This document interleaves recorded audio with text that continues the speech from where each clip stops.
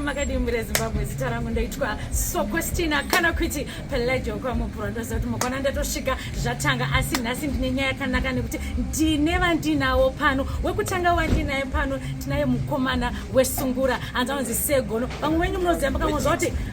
vejiti ndizvo plasma vejiti vatinawo pano ndisingakanganwa zvakare tinayo one of the best traditional healers in Zimbabwe vanonzi ivo tateguru kana kuti Sekuru. Regai ndiregedze kuvataurira zita rauda kuti nhasi vazvitaurire vega nekuti vari pano pakarohwa masutu inoziva kuti makuda kutoona zviri kuitika saka rega ndiende panewe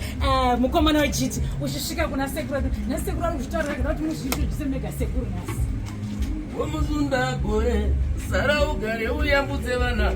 bona vana vatema yambudza vana iwe veka iwe Musundagore bona vana vayauya Musundagore iwe uri nhume yamamvunga iwe vaera tumba iwe vaera tumbaka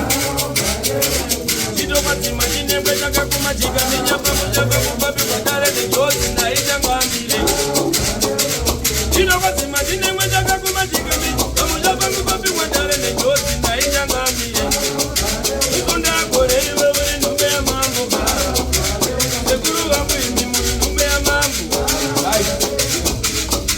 waimati indosegono wamuridi mujamba chachipoko chine morari munhu wana akatinadzoonesa but terere vanda kutaura nyaya yevanhu orit vanopedza ndini mumwe aimboramba kudhara tichiti aiwa akuna uyu wani murume anonzi Musundagore vari papapa murume uyu handizonyatsodzanangura seini ini ndakazvionera orit hatidi kutaura zvakawanda but ndo vandina kuti ndisawira mukuru ndinobata dezeri nevakomana dingi ndirere pasi takadai so kwaMusundagore ndokuri kuyambuka vanhu Musundagore mimi muri chokoleti zvapera.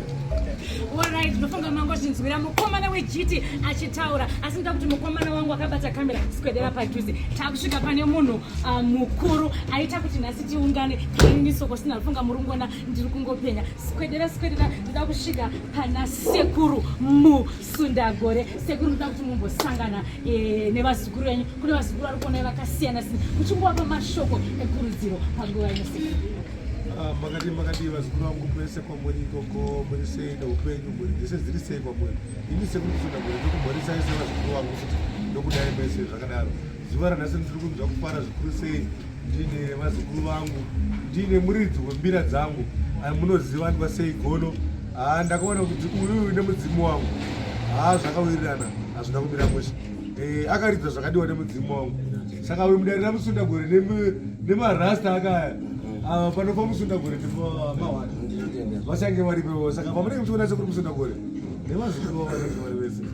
nevakomana vangu vandinofamba navo vanenge vari papi ipapo ndikuti vazukuru vangu kwamuri mose musatambudzike nematambudziko ari kukonetsei chivanhu ndikufonerei mutaure neni ndikubatsirei vazukuru vangu munouya kuno kuzimuri pake ndiko kuna Sekuru kwamunosvika muchiona sei gono achiridza mbira dzechivanhu nevakomana vamarasta aanenge ainawo papi pano ndokudai mese vazukuru vangu.